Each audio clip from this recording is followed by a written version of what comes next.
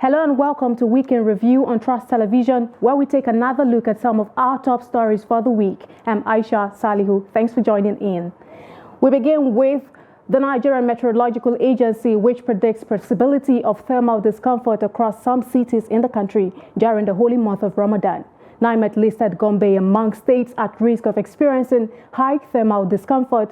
Despite the hot weather condition, commercial motorcycle riders who are fasting in the holy month spend hours operating across the city to put food on the table. Ibrahim Ismail reports.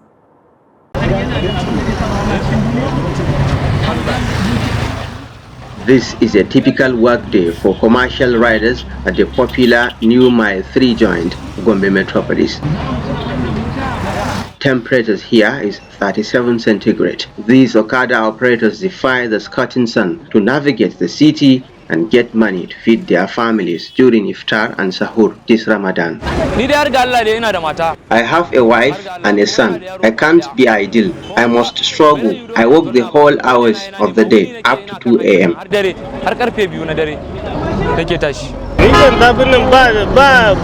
For me, the heat is not too much. It is normal. To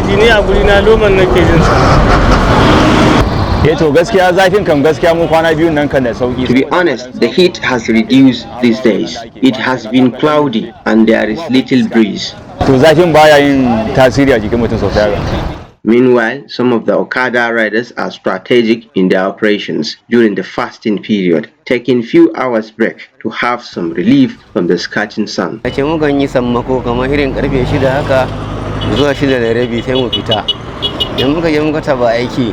We resume 6 a.m. in the morning, take a break by 12 noon, and resume after Zuhr prayers. While others resume after 4 p.m. and close during iftar.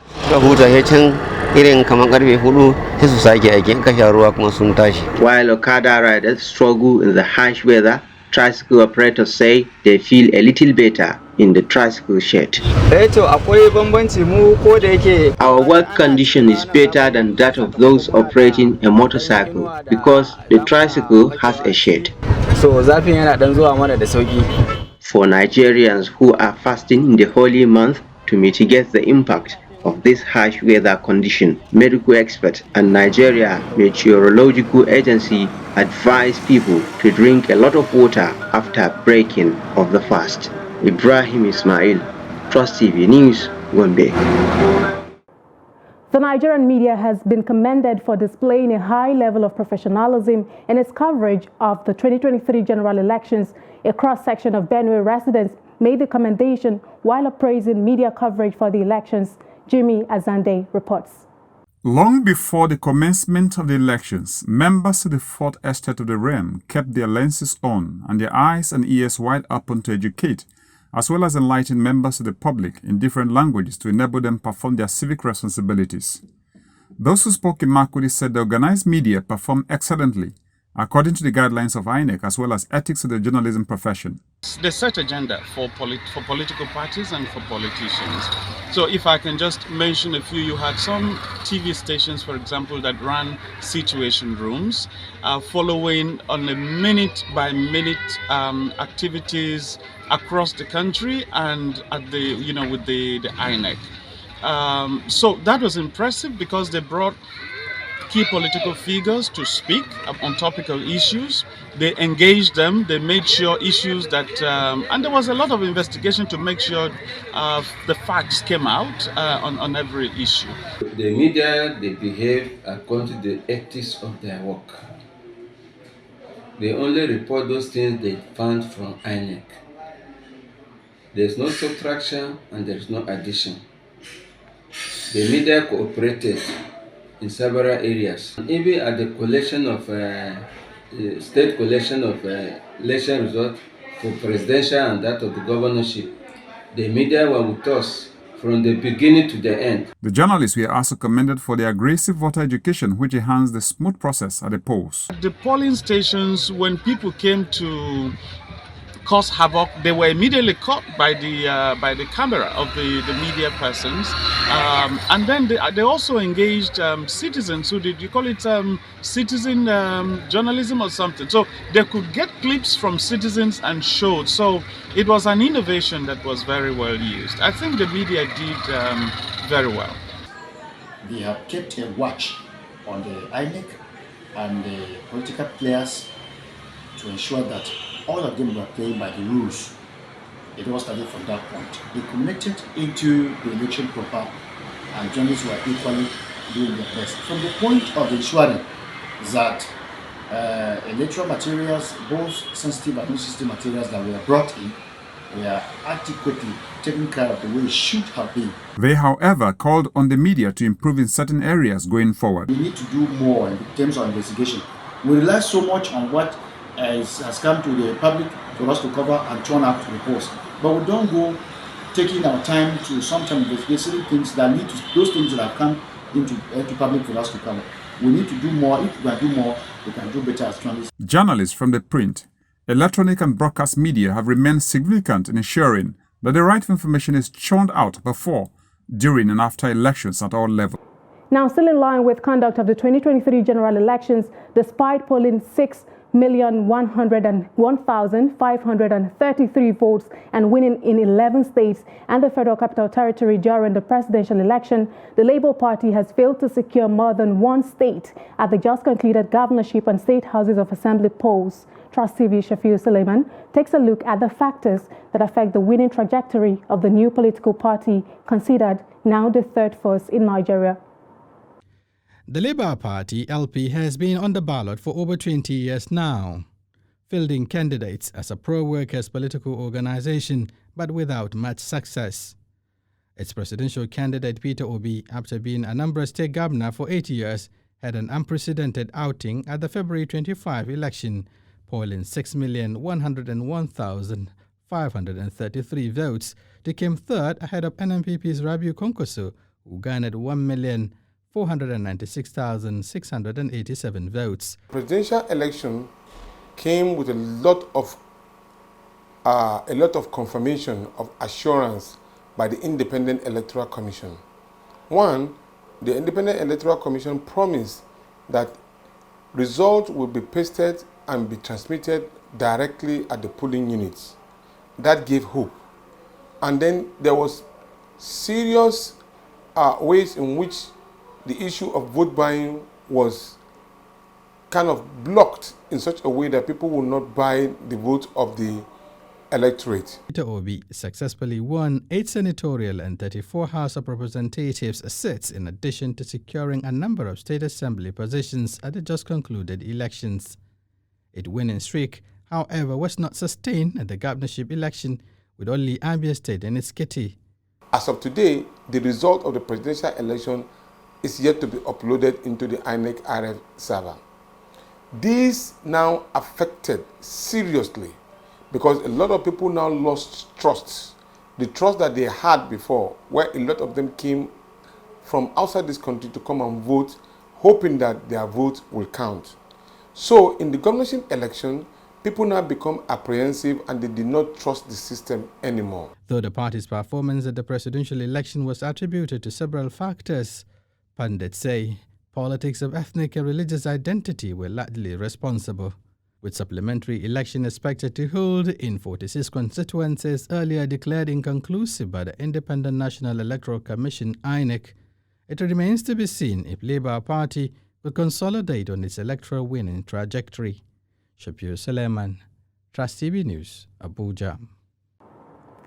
The Independent National Electoral Commission has presented certificates of return to Katsina State Governor-elect Malam Diko Umar Radda, his deputy and 31 members-elect of the State House of Assembly. The certificates presentation was held at the INEC headquarters in Katsina, with the outgoing governor Aminu Masari in attendance. Abdullahi Yamadi reports.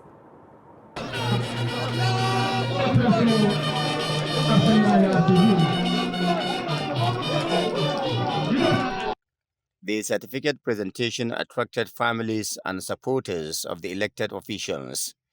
Few minutes after the certificate's presentation, the governor-elect Diko Umar Radda assured residents of Katsina State that his administration will focus attention on security of lives and property.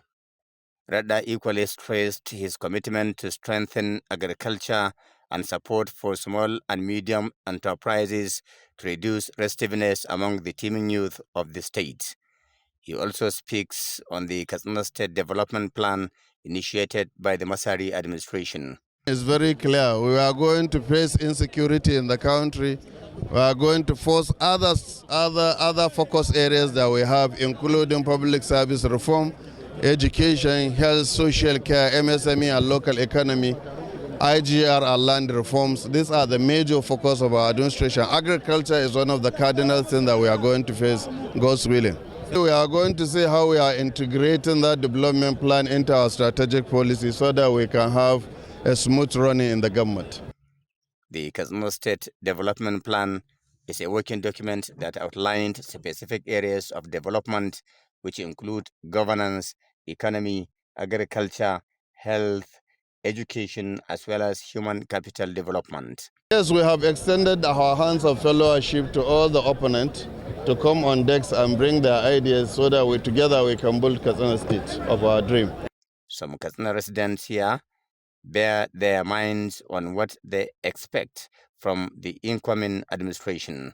We really expect many things from them. We expect them to address this issue of security. It is a major concern of the people here in Katsina State. And from what we have heard about the governor elect and what we have heard during his campaign promises, we have the honest belief that he will do something, especially concerning this issue of insecurity that is negatively affecting the state. My expectation is that they are going to make a new Katsina State, and there is going to be a new reforms in all aspects, considering the fact that professionals are invited to put their input and give their input on the way forward so that Katsina State will progress. Winners of assembly seats in Kankia, Kankara and Kurifi, earlier declared inconclusive, will emerge April 15 when INEC conducts supplementary election. Abdullahi Ismail, Trust Television News, Katsina. President Muhammadu Buhari has sworn in Solomon Arase as new chairman of the Police Service Commission. The swearing-in of the former Inspector General of Police preceded the meeting of the Federal Executive Council on Wednesday. It comes 2 months after the Senate confirmed him as chairperson of the PSC. Kende Amodu reports. President Buhari had forwarded Arase's name to the Senate for confirmation in line with sections 153 subsection 1 and 154 subsection 1 of the 1999 Constitution as amended. It is not surprising that the former police chief got the nod of the Senate. Arase, 65, who retired in 2016, was the 18th indigenous Inspector General of Police from April 2015 to June 2016. He has an uphill task ahead of him, but the first big assignment is to smoothen relations between the Commission and the police top hierarchy. If you look at the caliber of people you have in the Commission, then you also look at the professional skills of the police management team. There is no way that there will be no occasionally these issues. But what I think we should do, each of the parties should not learn to take everything. There must be negotiation, there must be empathy, there must be respect, for each of our spaces. I will expect that the Commission will allow the Inspector General of Police to exercise his operational control over the Nigerian Police Force, and that the IG himself will respect, the constitutional powers, the police force. The former IGP is also looking at tackling corruption in the police force from the source. As an Inspector General of Police, the way I looked at issue of corruption was to identify it from the source. When you tackle issues that are likely to affect, the tendencies to be corrupt, you deal with the issues. Welfare. How are you taking care of their welfare? How are you ensuring that when they retire, they have a decent house to go to? How do you take care of their children? Can we organize scholarship scheme for their children? Can we ensure that when we deploy them, they have, the necessary equipments, to work with? There must be empathy. There's also the niggling problem of indiscipline, which has not only affected the image of the police, but its relationship with society. I would not want a situation where civil transactions are criminalized. So any officer who, steps out of the line, there are going to be consequences. But at the same time, they are my colleagues and children. So I'm going to make sure that I sharpen their skills. I make them start having self-confidence in themselves. With more training, the trust gap between members of the public and the police, will be breached. The new chairman of the Police Service Commission must take a leaf from his predecessors if he is to successfully maneuver through the many pitfalls of his new office. From State House, Abuja, Kehinde Amodu, Trust TV News.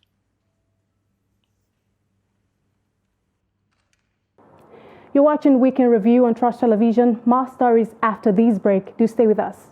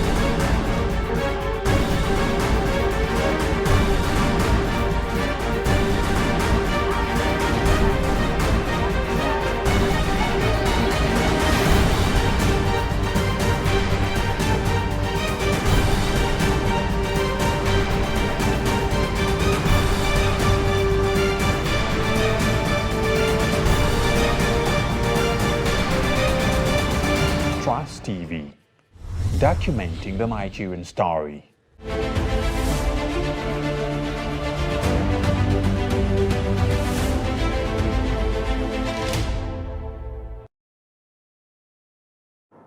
Welcome back and thanks for staying with us. This is Weekend Review on Trust TV. Still in the news. A 7-story building at Balogun Market area of Lagos State was on Tuesday gutted by fire. The early morning fire was said to be caused by petrochemical materials stored inside the building. The report. The fire at the popular Balogun Market of Lagos State began around 9 o'clock in the morning and destroyed goods worth millions of naira. When newsmen arrived at the scene, the fire had already been put out by the Lagos State Fire Rescue Service, while security personnel and a medical response team from the Nigeria Red Cross were on ground to ensure no life was lost. Addressing newsmen, the Director General, Lagos State Emergency Management Agency, Oluwafemi Damilola, said the team from the service was able to control the fire from spreading to other buildings. The building, believed to be the cause of the fire, was demolished in the course of the rescue operation, as it was said to house petrochemical materials. The building contains over 350 shops, with owners kicking against the demolition. Cars, their diesels, their generators. Secondly, you can see that 80%, not only 80%, you say 95% of the structures are built with inflammable materials. You can see them using polyester materials to do their roofing. You can see them storing petrochemical inside their shops. You can see them storing inflammable materials inside their stores. So it is clear that we have a lot of predisposing factors that could lead to the fire. There is fire incident that started by 9 o'clock. Our people tried to call them. I came in because I came a little bit late. I have another business I'm doing. I came a little bit late. I made efforts to call them by myself. And finally, they came. This is a building of a 7-story building. The fire started from the last floor, which is the up. And you came with tankers that cannot even go to second floor. we were saying, where is the truck that had the ladder? Finally, they got it. And when they got it, all of us is seeing what they are doing. Actually, they are trying their best. And as we speak now, the fire has gone down. An eyewitness told Trust TV that the only way to curtail fire incidents in the market is for all market associations to have access to the fire service department. I am strongly suggesting that to Lagos State Government, to LASEMA, to make sure all Lagos State Market Association have a working fire officer from within the market, not an outsider. Someone that will be undergoing training and will be in constant communication with safety and safety arm of Lagos State Government, LASEMA, Federal Fire Service, and any other safety arm. Crowded nature of the environment, the fire service personnel were unable to get to the scene on time. Meanwhile, authorities have urged traders to stop storing flammable materials in their shops and also report fire incidences to the appropriate quarters. Climate change advocates have recommended tree planting as one of the simplest and most effective ways of tackling dangers of greenhouse gas emission to make the environment safe and friendly. The advocates gave the hint as they went on a national school planting program across all secondary schools in the country, starting from the Federal Capital Territory, Abuja. Noel Sampson has more. Since the 1800s, human activities have been the main driver of climate change, primarily due to the burning of fossil fuels like coal, oil, and gas, which produces heat-trapping gases. Felling of trees for firewood contribute to this problem, hence the importance of tree planting campaign. You know, the effects of climate change have been very negative on especially sub-Saharan Africa. And so it's our goal at NICRA to take the initiative and reclaim our environment. And the easiest way to do this, as our ED has said, is to plant trees. So we are going to plant trees across schools nationwide, starting with the FCT. Well, the importance of this event is basically to show the students of this school that when you plant a tree, you're actually saving a future. You can see all of them are out there and they are very happy. And about 6 trees have been planted today. What that means is that a future is assured. With these trees, we are fighting against climate change and we are sustaining the environment. The climate change advocates call on younger ones to be part of the campaign to ensure a safe and conducive environment for all, as tree planting will bring about the reduction in the risks of oversaturation and flooding. You hear about carbon emission and the rest. The impact of trees around in the environment will help to reduce carbon in the atmosphere. And you know, impact of carbon when it comes to ozone layer, the depletion of ozone layer, the release of carbon into the atmosphere basically eats into the ozone layer. And that's why we have direct radiation of the sun.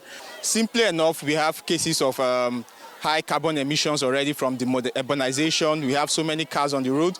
So without tree planting and trees to absorb most of the carbon dioxide being released into the atmosphere, we have people inhaling more carbon dioxide. We start having environmental caused health problems like lung, asthma, and a lot of other airway diseases. As from tomorrow, I've started telling my teachers, as from they will start watering this plant, I will not allow, they should not allow any plant to dry. Maybe we'll look for more plants to come and plant again. We are very happy with this tree planting. They said planting more trees will contribute to global reforestation efforts, restoring lost forests, repairing damaged ecosystems, and mitigating climate changes. Noel Sampson, Trust TV News, Abuja. Now, faulty or broken down vehicles are left unattended to, gathering dust at the mechanic workshops in Abuja. Kabir Lawal speaks to motor mechanics on these and how they deal with faulty vehicles often staying long in their workshops. The report.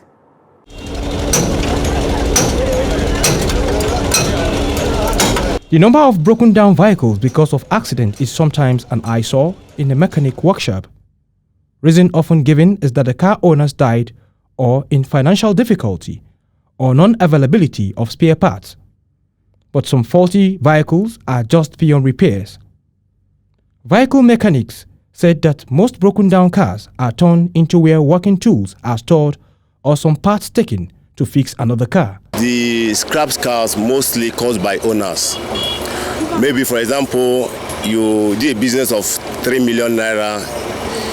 you got a 3 million contract, they pay you. The first thing you got to look for Mercedes. First, they will not ask questions. Maybe you consult their mechanic, like we have consultants.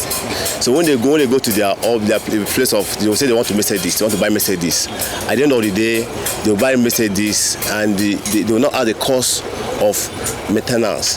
The cost of maintenance is higher than you buying the Mercedes itself. Then they don't take advice, and so when they see a cheaper car, they'll see the car is very cheap. They'll say, okay, maybe some of the car.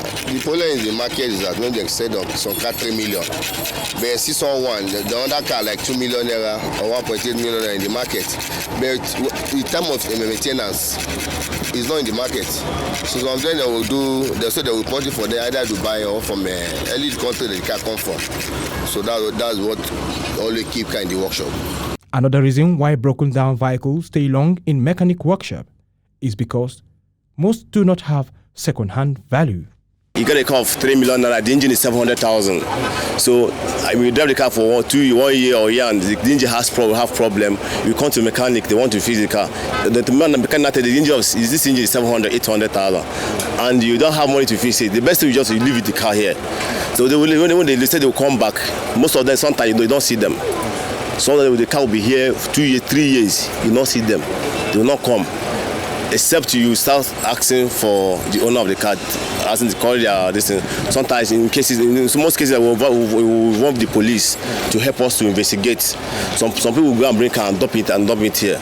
So that's why you see most cases of cars, they will just bring the car and dump it because of the high cost of maintenance of the car. The problem is that some of them, they don't call mechanics to go and inspect for them. They'll just go to the market by themselves. One of their friends deceive them that the car is good, the car is good. At the end of the day, they'll see, yes, some of them 2 years, they'll buy the car. They'll be scrapped in the workshop or in their house. So what I just advise them is that if they wanted to buy a car, they should find someone that knows about car very well. Every year, over 1.5 million tons of steel is gotten from a destroyed or damaged vehicle. On average, 25% of the car body is derived from the recycled steel. Kabir Lawal, Trust TV News, Abuja. And with that, we have come to the end of Weekend Review for this week. For more reviews, connect with us across all social media platforms. I'm Aisha Salihu. Thanks for watching.